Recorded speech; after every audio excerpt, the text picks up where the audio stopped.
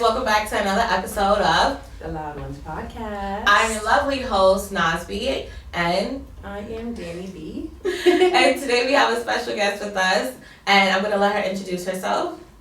Hi, I'm Cleo Mizrahi, and I go by she, they, and queen. Yes, Okay. yes. So, this week's episode is definitely going to be a really interesting one, and one that we've been wanting to cover for a very long time.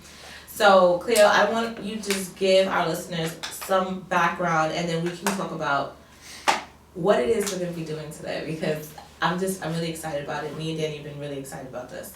Sure. So, I'm Cleo Mizrahi.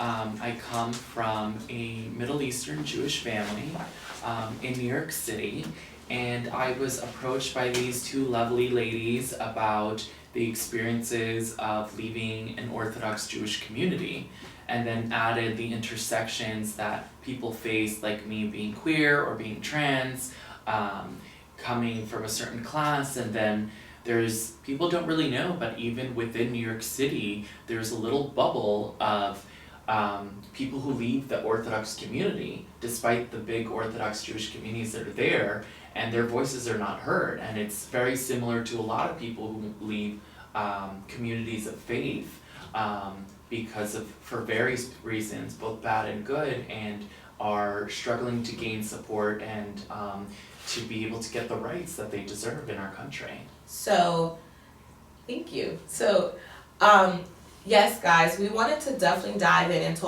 and talk about what it is to be an Orthodox Jew and leaving a community like the Jewish community. And we, being that we're New Yorkers, we know and recognize there's a lot of Jewish communities throughout New York City. And so I really have been interested just to learn about what your experience is growing up, what it was like transitioning out of that community, and some of the obstacles that you faced. And we can talk about so many more things, but this is just, I wanted you guys to just get insight, because it's not very common to meet someone like you and have an opportunity like this. Right. So for our listeners, and just for us and educating our listeners, what is an Orthodox Jew? What does it mean to be Orthodox? Sure. So every religion has its various denominations, from Christianity to Islam to even Judaism. Now, in the spectrum of Judaism, surprisingly, there's a small percentage of Jews in America, like elsewhere, that are considered Orthodox. They're considered like 20%, if not less, of the Jewish community at large, but they're a very powerful community that has often gatekept for many people, like in Israel, and also in their insular communities in terms of the rights that people get to have.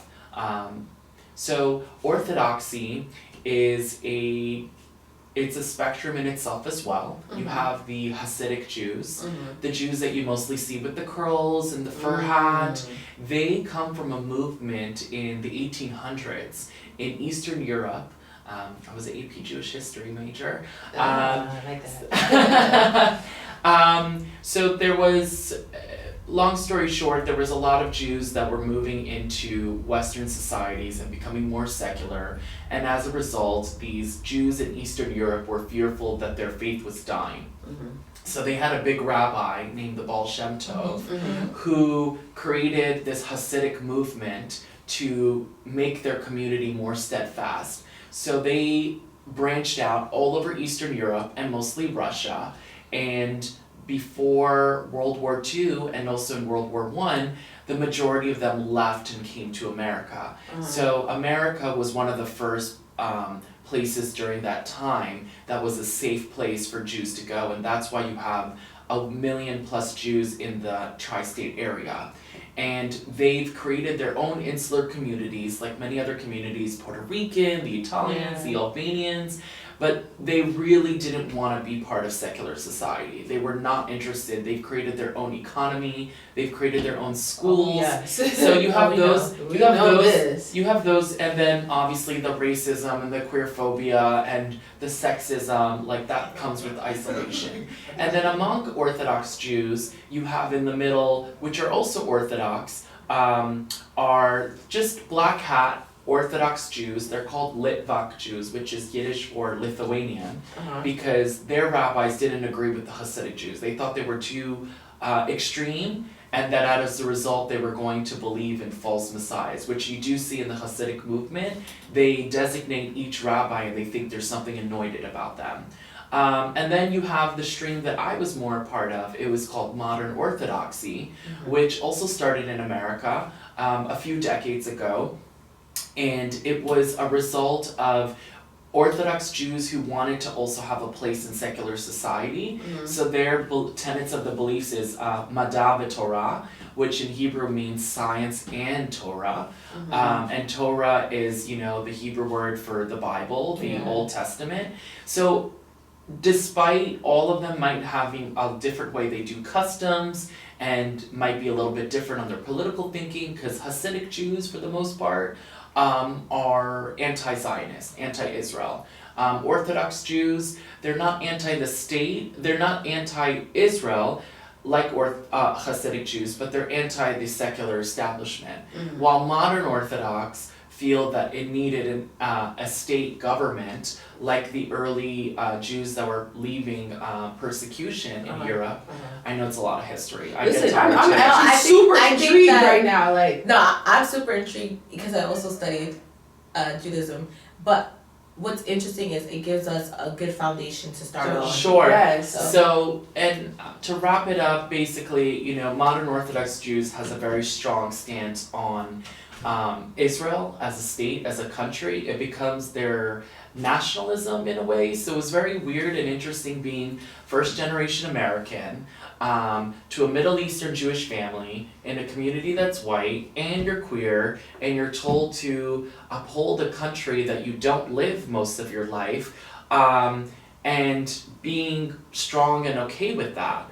And you know, it felt very much like for me as a child, before I go off, it just simply to define Orthodoxy again. So you see the spectrum in there, but Orthodox Jews define themselves as Jews who live literally by the word of the Bible. Okay. Now each of their rabbis have a different interpretation, like everyone has their own interpretation of what the Bible or the Holy Text means. So for me, in my community, growing up in the Lower East Side, it was a mix of being that's a predominantly it's famous to being a melting pot for immigrants, and the Lower East Side was a failed government project. It's where they threw all the minorities when they came off of Ellis Island and they didn't know where else to put them. So the blacks, the Asians, the Puerto Ricans, the Jews, all were thrown there in the late 1800s. And they've stayed there ever since and still had their little communities. And I grew up in the 90s when my mother came, like, so we were kind of new, but we were kind of part of this isolation/growth. So my community, the Jewish community, was mostly white, mostly upper class at this point, and we're a mix of Hasidic Jews, the Lithuanian Jews who are Orthodox, and then the modern Orthodox Jews. And then obviously there was a little fabulous me in there, so. So there's a term that you used consistently throughout those definitions, and I just want to have you define it for our Sure. listeners. So you mentioned the word secular. Yes. So I just want you to go into more of what does it mean to be secular. Woo, girl. Just please. Because that's been a scary word that was placed on anyone who's Orthodox. Surprisingly, as much as I grew up in New York, I lived in a bubble. I went to school with only Jewish people. I went to a temple and a community only Jewish people. I lived more in the poor, black and brown, you know, diverse community, vibrant community of Puerto Ricans and Dominicans and black people, and still my neighborhood, and I've had more kinship with them, being that my family is of Arab Jewish descent, which is often not recognized in the larger American Jewish context, despite being like close to 500,000 people who live in Brooklyn and Queens who are of Middle Eastern, North African descent, but we're still a minority within a minority. Yeah. So I very much had a bubble. I had ideas placed in me that you cannot trust non-Jewish people. You cannot trust the secular world. I was also taught at the same time about myself that if you're not Orthodox, you're not Jewish. If you're not, cisgender or heterosexual, you're an abomination. And then there were all certain political ideas of the Republicans are right, and anything that stands in terms of nationalism for the country of Israel. There was a lot of political ideologies that are placed in the religion that sheltered me and scared me from leaving the bubble that I knew, that even to the point when I came to college, when I was first time in school in a non-Jewish environment, it was in my modality to think that I can only find community amongst Jewish people. And I really, really struggled because at that point it was back in 2013, I went to CUNY, I was leaving. What CUNY did you go to? I went to Hunter and Brooklyn College. I did a CUNY BA program, an interdisciplinary studies program in media and gender studies.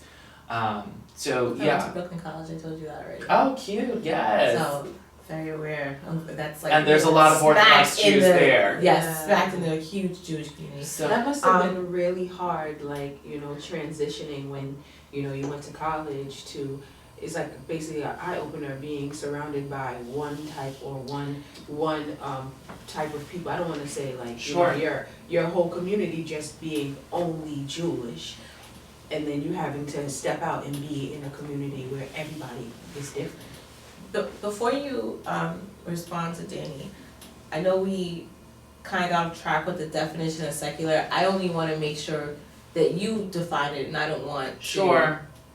I'm very, I kind of extend the conversation, which brings context to it, but secular was, I would say simply, is not religious, not us, bad, basically. Okay. The world that we're not supposed to be a part of. We're often taught, for both good and bad reasons, that because until Jews really came to America, and I mean still you see rising anti-Semitism everywhere, and there was a deadly shooting in Jersey City, and there have been attacks in Brooklyn and Muncie, mostly at the Orthodox community, as well as Jews of every different denomination. What has kept the Orthodox community to have power over their people is by reminding them that whenever they are attacked, they said this is a reminder that you can't trust people. Just like any of us are told that, we can't trust this race, we can't trust that group, and it's the way that they do control you, saying, you remember how it feels that we were discriminated, or we were denied, or this, and there's some, there's this, what's it called, anthropologist or psychologist says this cave mentality, that as humans we stick to the group that we know, but at the same time the problem with that is the more you segregate, the more ignorant you become and the less enlightened, and when you don't know how to live amongst other people, you don't know how to evolve and create peace. So Danny was mentioning and talking about It's okay if I how get air. the transition that you must have made going into a non-Jewish specific college. So before talking about that transition, and I know you briefly mentioned some of your upbringing, but can you go a little deeper into your upbringing? And so I think that will help us better understand the transition that you had to make and that huge impact those changes had on you. So Sure. So I would first say that, so my mother, she was born in Israel, and she, in some extent, defied her religious expectations because what kept her family stable and safe when they came and immigrated from Yemen in 1950, because in 1950 to 1960, 1 million Jews from Arab and Muslim countries came to Israel. And the Israeli establishment was trying to break down if you know this word, Mizrahi, which is Hebrew for Easterner, which is also a word, I would say the N-word, that was reclaimed. It was it was stigmatized to represent Jews who weren't white and who weren't Western and advanced. And that's what the government called all these Jews who had different experiences and haven't met each other for centuries. So a lot of religious communities, just like in America anyway, the way they kept their resources and kept it together is by trusting their own. So that was put on my mother. And my mother brought that mentality, that the way she found safekeeping when she came to America and she met my dad and they had a really bad divorce, was she found refuge in a religious community because it was what she knew. And that's how she had access to resources that eventually helped her to housing, eventually helped her to get me and my brother to go to these schools, top schools, to basically be in a safe environment. So I grew up with my mother and my brother. My parents split when I was about 1. Was your dad also Jewish? My father's Jewish, but he comes from the European Jewish background, while my mother comes from a Middle Eastern. But because I grew up with my mother, the tradition says that you must follow the customs of your mother, which was weird and interesting because, like, again, how I felt othered was, you know, I'm being taught one way to recite, you know, the prayers, or to eat, or to act, or certain traditions, while at the same time you go to a synagogue that's mostly white, and, you know, Americanized, and then going to school where you're the brown queer kid and you don't fit in. So back then it was very harmful of being the person that was different, but it took me years later to value that because that difference allowed me to look outside the community. So, you know, I remember we had this beautiful memory where a local mother on our floor, you know, was able to engage with us in a conversation over similar cultures. And she didn't understand us being Jewish because she assumed we were white like everyone else. And we were like, no, we're actually have our own customs and things. And that allowed, and being that there's a lot of similarities between Arab and Latinx and Black culture, I made all these friends that were outside of my community, even growing up religious. Yeah, I was gonna ask you. And then eventually, when I was like 14, I went to the Education Alliance, which is a really renowned nonprofit that first catered to the immigrant Jews that now services all types of people. And I was like, in a nonprofit that was made by Jews, I was the only Jewish teen there, and all my friends were from all walks of life. And they got to learn about me, and I got to learn about them. So there were moments that even in my bubble, the place that I actually felt valued was outside of my community. So that actually started for me. And then when I came to college, I wasn't completely new to, compared to some people who are very sheltered. Yes. I wasn't completely new about terms and slang and certain community, but I still had in the back of my mind that where I would fit best is my own, which despite how many times I tried, it was hurtful and painful to remind myself that I'm not like them. They are white, they're mostly upper class, they are not queer and not always queer friendly. And this was a secular college with secular Jews, but our racial and class difference and gender really created a divide that, again, my friends became people who were from all types of walks of life, who were also seen as the other and just wanted to celebrate their individuality. So there was a really strong and difficult transition for me to come into the Jewish community again, to see community as I was leaving, and to start branching out. Versus now, I feel that I have the power, I could step into these communities and know that I won't be accepted and embraced by everyone, but I also don't need them to. That was a very powerful thing to say, I get to decide who gets to be part of my circle, and being able to make boundaries and saying, I'm not compromising or changing myself to be accepted, and then also knowing that I'm not a box, I'm a kaleidoscope. And with a kaleidoscope means that my experience allows me to step into some different ethnic spaces, different racial spaces, different spiritual spaces. I became more open-minded and enlightened and more into the values of celebrating humanity and seeing us the same. So, you know, some New Yorkers are so open we could just talk about anything on the train and we're strangers, and some people are so strange, and I'm like, we're all human.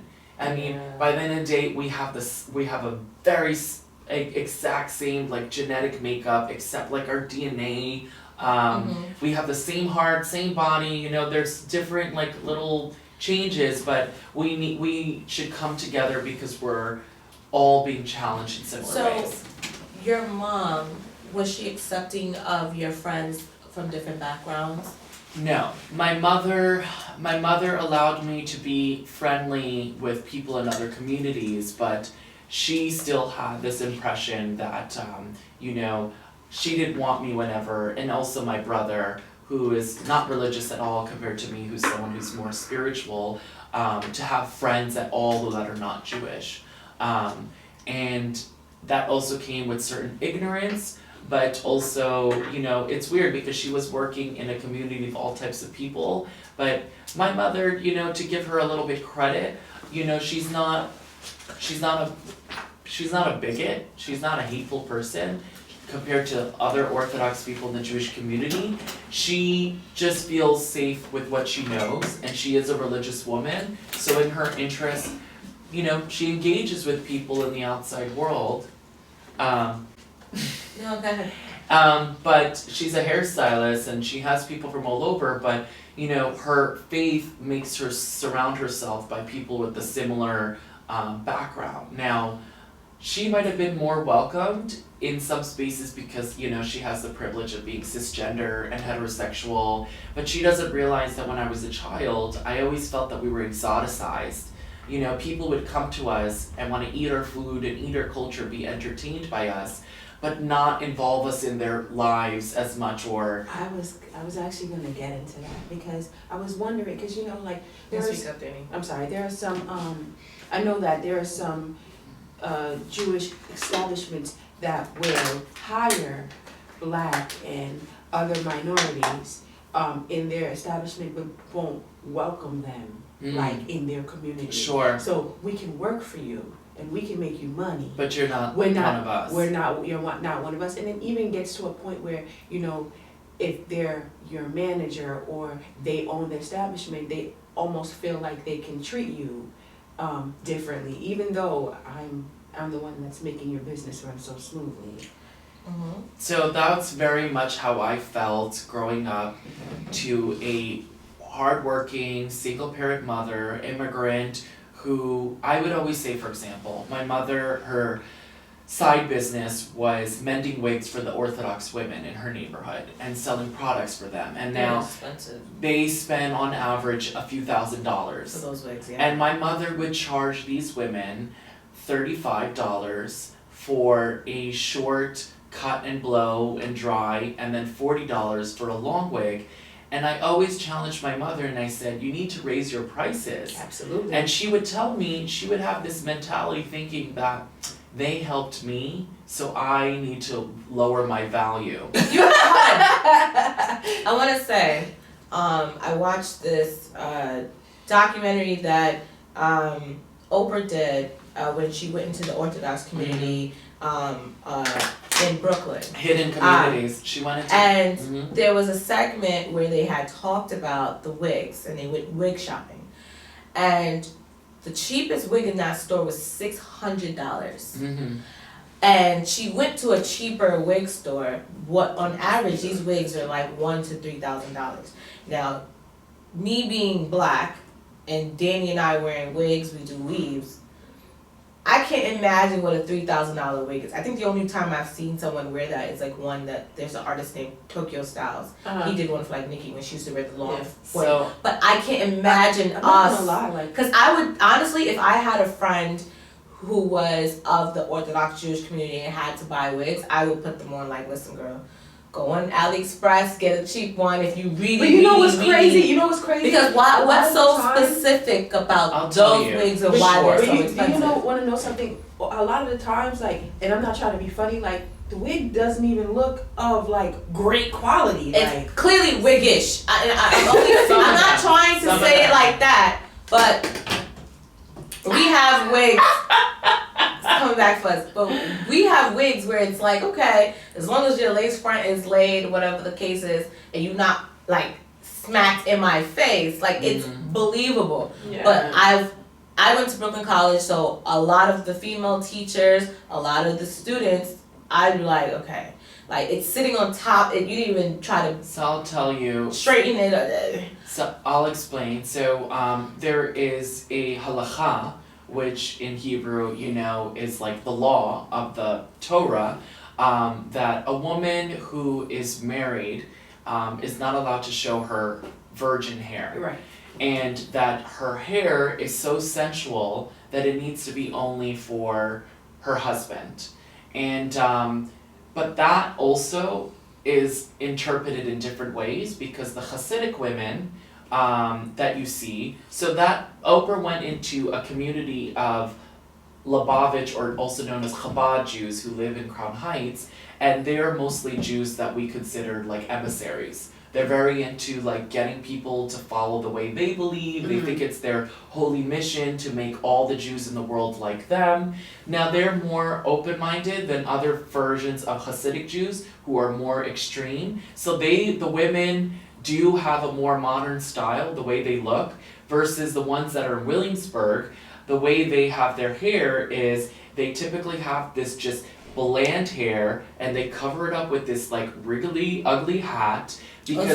Or scarf, and it's similar. Some of the scarves is similar to like how you would see with certain black women. If like you just want to cover up your hair, whether it was a bad hair day. But for them, they take it more to the extreme where they were like, we know we're supposed to have a wig, but we're not gonna even make it look pretty. Versus there are other women that they're like, this is something I want to show off who I am, which some of us laugh at. It's like, if you're supposed to be modest. But for some of these women, they look 10 times beautiful with this hair. You're like, aren't you defeating the purpose? Yeah. Right. So these women, their lives were made around being a good mother, and there's only a few things that they invest in. They invest in their homes, they invest in the food, they invest in what they dress, and then they invest in their wigs. Other than that, these women do not do fancy trips to Florida and Hawaii, and they also invest in like religious items for their family. Like the money is invested in the religion. And these women, this is something in the religion that allows them to celebrate their femininity, which I always got to see because being a young child, my mother would get 5 to 10 wigs in these beautiful like Versace bags, that looks like little bird cages. And she would do it 1, 2, 3, 4, and then I would have to go in the neighborhood and drop it off.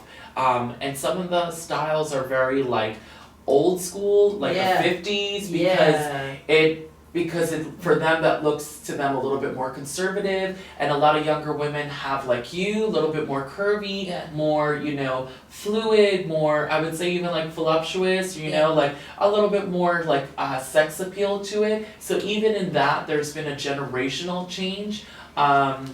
In terms of pricing, I wanted to, clarify. So, are the wigs that the Orthodox Jew or Jewish women wear, are they made any differently than a wig that Danny and I might purchase? What makes them more like valuable? glass? Sure. I want to know what makes them more valuable. Sure. So you could tell, like being that you both wear weaves and extensions or whatever you might purchase, of good quality versus a not good quality. And I actually saw a really interesting video not long ago from Refinery about the hair industry and where people from America buy wigs and weaves and what is considered good when it's like virgin hair and what is considered toxic and bad when plastic and other animal testing is put in or taken in a abusive way, because there's countries in Asia where young girls, this is their only way to live and they're cutting off their hair versus people who force people to like give up parts of their hair as a way of surviving or mixing it with like other chemicals. So it varies between families. Like if they have more money, the reason why they put more money in the wigs is because they want to have a few wigs that are durable. So the average, like in my neighborhood, the women made like six figures added with their husband's income. So they would get like 3-4 wigs in different styles, short, long. They would have like one that's short to like be ready to go that looks, So they handmade the wigs? Not personally. My mother does make wigs, but they do get to have mostly they want to have real hair, and they do have it styled for different occasions. So they have like a curly hair like yours, let's say like blonde or red or brown for like a wedding, or for a bar, bat, or b'nai mitzvah, an occasion like that celebrate, I could be more beautiful. Then they have something that's very short on the go, and then they have like something that's in between with more of a bang that gives them like a little bit more modern style when they go to synagogue. It depends versus every community. So, I'm okay, kind of taking it back right now, like. I know. Okay, so I have a question, and it might sound crazy. Sure. And Danny, before I ask you, Cleo, have you ever seen a Jewish hair salon with the clientele being Orthodox Jew? I've never.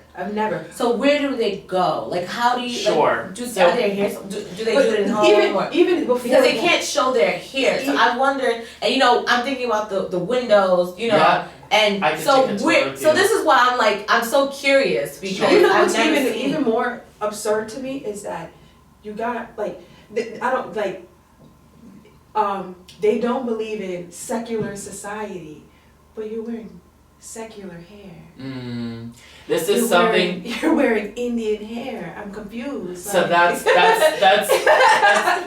No, you're that's the absolutely right. criticism of like this religion amongst others is like We can do this everything is to like benefit you. this is the unkosher thing you're doing, right? So and you kind of laugh. You're like everything's Jewish and kosher about you, and then you wear a hair that's not considered Jewish. So in terms of the Orthodox communities, like in Brooklyn or in Queens, they have some of the stores are completely blocked and only for women, and they make appointments and they come in, and it's people in their community because they cannot have men from the public to see them.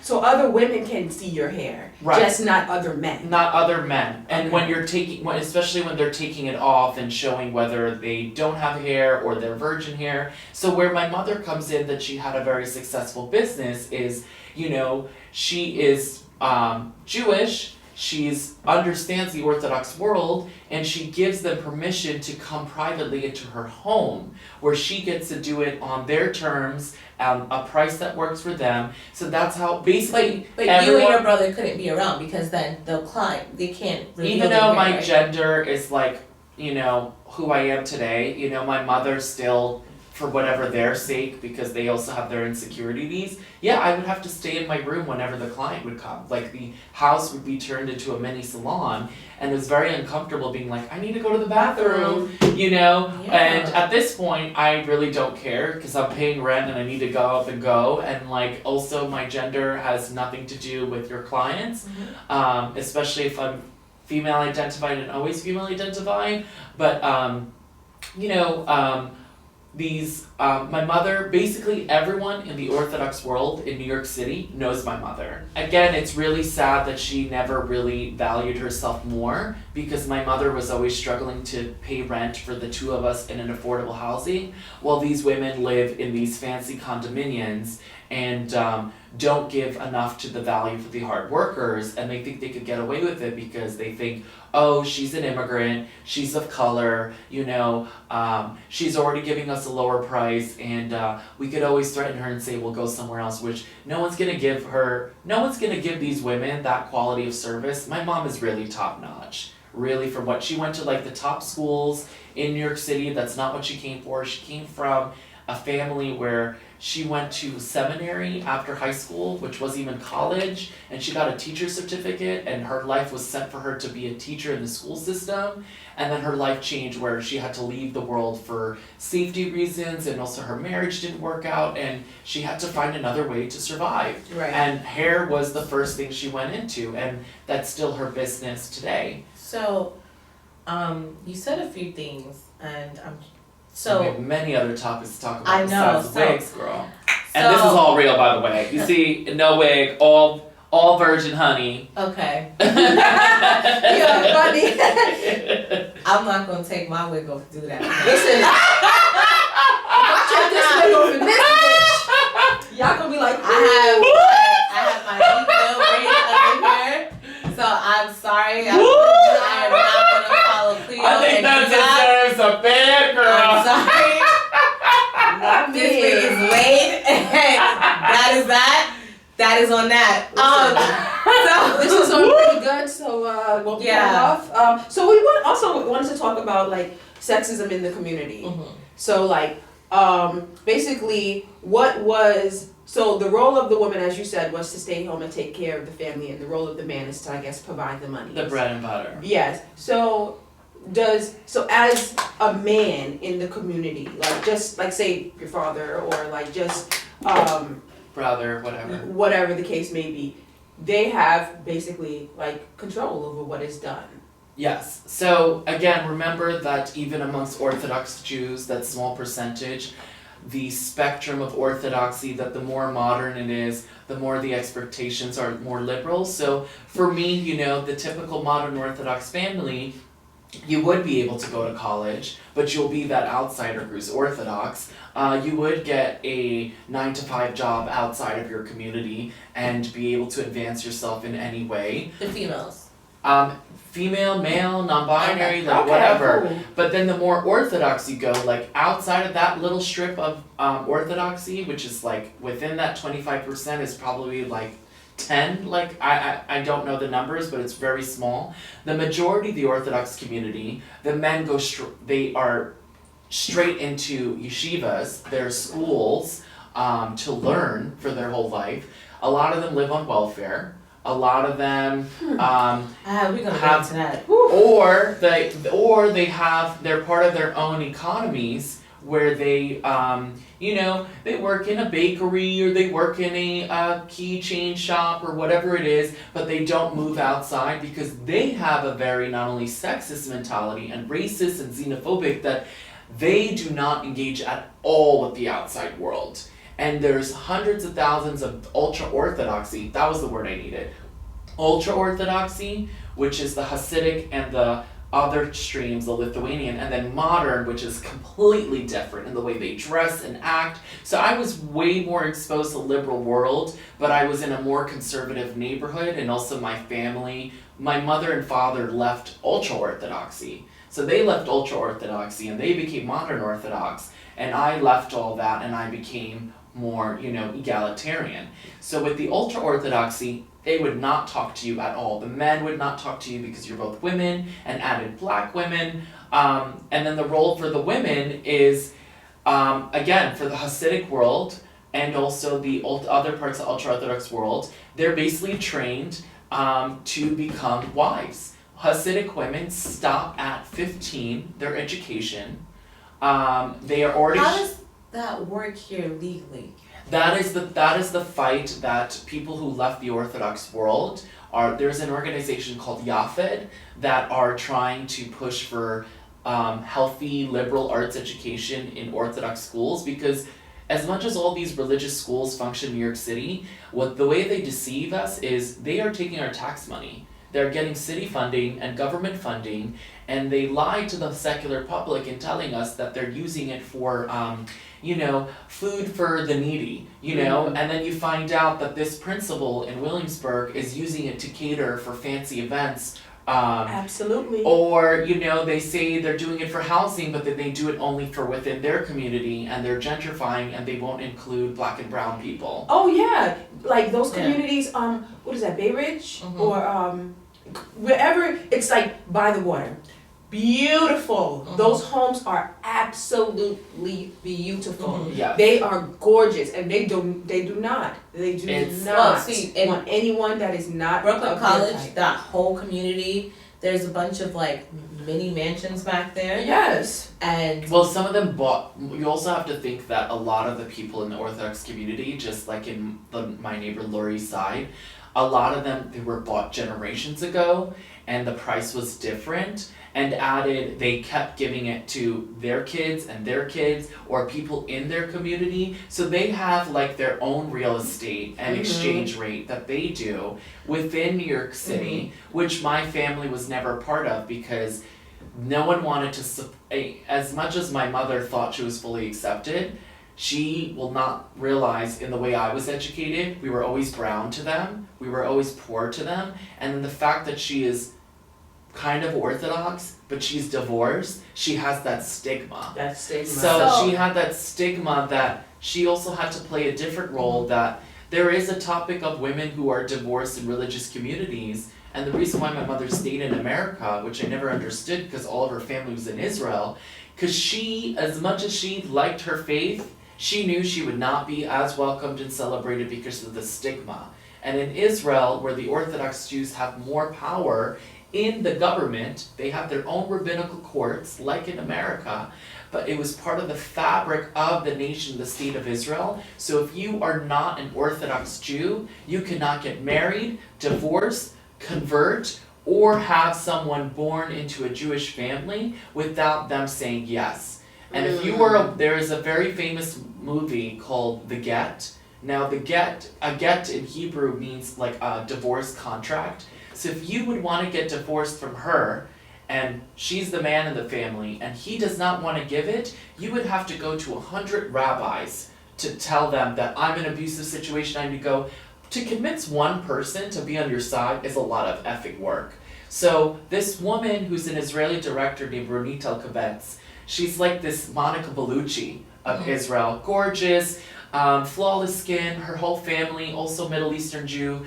But her mother, not Orthodox, wanted to get divorced and couldn't because her husband wanted power over her. And that's what happened to my mother, where for 8 years, while being in America, she was not legally divorced by my father, and because she respected the Orthodox way, she couldn't get remarried. She couldn't date again. She didn't get citizenship until I was 8 years old. My mother was stuck while my father, was moving on and living his life. He has his own story, so I still hear two sides of the story that I don't know, but I know he wasn't there.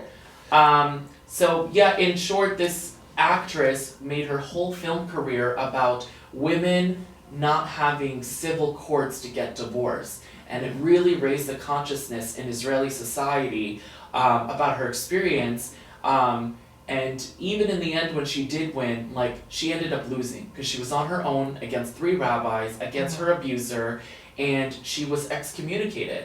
I actually wrote a play that you may or may not know about. It's called L'chaim to Dykes. Now L'chaim is like cheers, and then dykes is like the stigmatic word for lesbians. I was involved with an organization starting 6 years ago called Footsteps. Now Footsteps is the only organization in America that supports Jews who want to leave the Orthodox world. And they have a community of a few thousand people. But even that support is nothing to which will then touch into the challenges that help people have independent lives. People really have to be willing to compromise and lose. But I met a few years ago when I started coming in, because even in that community, again, I know they were white, I know they were Hasidic, I know they were more sheltered. So the people that I did find quick allies with were people who were also queer. And I met these 5 amazing women who were living dual lives, trying to get independence in the secular world, while also having to pretend to be Orthodox because they were legally bound to their husbands. And eventually they all get excommunicated and lose custody of their children. So I made a play about these women supporting one who lost everything. And I did that for 2 years, and I have a residency at Judson Church. It's a huge art venue in Washington Square Park, and people do not know that this society within New York, considered the most liberal city in the country, is denying women the rights to have custody, denying women to be able to leave, denying people to practice whatever version of their faith. Me personally, it was used against me in legal ways to claim that because I'm not religious as my family, that they have a reason to be able to discard me, and they have a reason to be able to evict me. And I had to fight with a lawyer about that in terms of being able to say that, look, I'm Jewish in my own way. It doesn't mean that you get to define it, but this is religious discrimination. Now, I was lucky to be able to be informed and educated and have the legal support that was, pro bono. I was also being discriminated for parts of my gender and parts of my orientation or whatever. But when you're living in these communities and you're told the only people you could trust and go to is people in your community, and they are not deciding for your best interest. Any religious community, really, really sheltered community across boundaries, the biggest thing that they're thinking about is their reputation like a company. It's like their own HR. They will do whatever they can to silence the mole. And with that, people commit suicide, people are stuck in abusive marriages, people don't come out, people are trapped and don't know how to leave. Here's another example. A few years ago, and it happens all the time, a Hasidic man saw that his kid, who was disabled with bruises, and found out that his kid is being sexually abused by his caretaker. Now guess who the caretaker was? The caretaker was the son of one of the prominent Hasidic rabbis in the community. Of course he was terrified of retaliation, but he looked past all that bullshit and he said, this is my child, my child's in danger and taken advantage, and I need to go say something. And the first thing that the religious community said to him was, maybe you shouldn't make quick assumptions. Maybe there's another reason for it. They were not even giving a fuck about his child. They wanted to just, they knew who it was and they knew that there was an abuser in the family. They wanted to silence it completely. At that point, he was so enraged, he went to the media, and it made him lose, the community made him lose contact with his family. It also affected the members of the family because of the shame and stigma of their father to affect whether the girls would be able to have a good matchmake for marriage, whether the guy would be able to go to a good school, whether anyone would be willing to talk to them because they're afraid that these are people who talk. And he was kicked out and he lost protecting his child. He was lucky to find people in my community who was a little bit more open-minded to be able to support him, but he was a very, very, very lucky case. And the women that I know, like me, where I am now, they had to wait years to tell their stories because they were so pressured by the opposing party, who have all the money in the world to go use the civil courts to silence you. They will pay for the top-notch lawyers. Catholics are doing this, the Muslims are doing this, all these religious communities are using the system now to silence you so that anyone in the community gets a message, don't you dare ever try to defy us. Yeah. And that's why this becomes a human rights issue. This is a huge effing problem in America or any Western society that says that we are split of religion and state, and we still have influence of white supremacy and Christianity and just religious control over people's freedoms of thought and expression and the way they live, that it's not even about anymore that they say we acknowledge there are people not like us. They want to control you completely so you don't even have an option to leave but their religion. That's how much power religion has, and in religious countries you would be killed for these parts of things. Yeah. You know, you would be, there's genital mutilation, you know, that's a smaller thing, but in this community, but you know, there are women who get excommunicated and get murdered. It's disgusting and scary and frightening, and again, people who, not always who want to leave, there are people who want to stay because they want to be religious, but feel like they have to leave for their safety, or people like me who want to leave for other reasons, which you could go in. It sucks, but we had to lose a lot to be able to be ourselves, and it's not an easy journey within New York. So I want to get into that. So Yeah. when you first became serious and said, I'm different, I want to explore my queerness. If I don't think, you know, I don't fit the typical mold of this person in this community. Yes. When you first started having those thoughts and those feelings, were you scared because of what your future might be or might not be, and coming out and talking to your mom about this? And, Sure. And so, did you have who did you confide in? Sure. How did you build up, I guess, the courage if you did have these conversations with family and Sure. your mom? And what was the result of that? I'm so glad you asked. So, there's a lot of queer phobia, you know, in all these religious communities. Before I ever had words to define me, luckily I am so blessed to have different parts of my identities that there's clear definitions that affirms my experience. But before I had that, I always said that my upbringing was people just labeled me before I even knew myself. So I was already called the I'll curse as much as I hate this word because they're harmful. I was called faggot, I was called sissy, I was called tranny, I was called all these things in and out of the community. I was called Arab and dirty and terrorist. I was called dumb and stupid.